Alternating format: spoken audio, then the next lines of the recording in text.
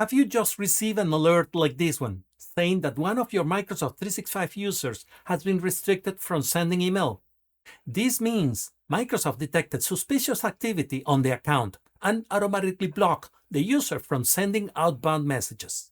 In this video, I will show you how to investigate the restriction, what security checks you should perform before removing it, and finally, how to safely unblock the user. By the end of this video, we will go from receiving the alert to seeing this confirmation that the user has been successfully unblocked. I'm Carlos and I help businesses with Microsoft 365 and Google Workspace. More information at itwithcarlos.com. Here's what we are going to cover today. We'll start by looking at the alert email. Then we will access Microsoft Defender from the Microsoft 365 Admin Center and locate the restricted user. After that, we will review Microsoft's recommendation to make sure the account is secure before removing the restriction. And finally, we'll unblock the user and discuss how long it will take before they can send email again. Let's jump into my computer. This is the alert you will typically receive from Microsoft. Notice that Microsoft tells us the user has been restricted from sending email because of potentially compromised activity. This doesn't necessarily mean the account has been compromised, but it does mean Microsoft detected suspicious behavior that needs to be investigated. Let's go to the Microsoft 365 Admin Center and see how we can locate this user. I'm starting here in the Microsoft 365 Admin Center. If you receive the alert by email, you can click on the link in the message to go directly to the alert. But I also want to show you how to get there manually, since that's the method I use most often.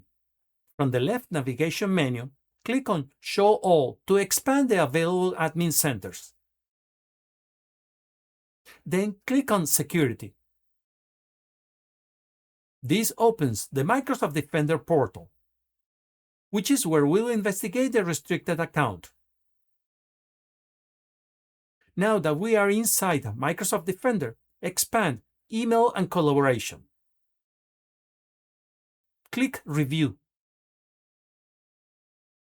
And then select Restricted Entities. This page shows every mailbox that Microsoft has currently restricted from sending outbound email. As you can see, I have one restricted user. Let's click on it to see why Microsoft blocked the account. Microsoft tells us that an anomalous sending patterns were detected. In many cases, this happens because someone's gained access to the mailbox and starts sending spam. Here, take a moment to review Microsoft recommendations. For example, Microsoft suggests reviewing Mailbox Delegate, checking forwarding rules, reviewing mailbox forwarding settings, enabling mailbox auditing, and reviewing the audit logs. Then click on Next. These recommendations can help you determine whether the account was actually compromised. You also notice Microsoft recommends enforcing strong passwords and enabling multi-factor authentication. Now, before removing the restriction, there are 3 things I strongly recommend. First, reset the user's password immediately. Second, run a full antivirus scan on the user's computer or any other device they use to access their Microsoft 365 account. If one of those devices is infected with malware, simply changing the password may not solve the problem.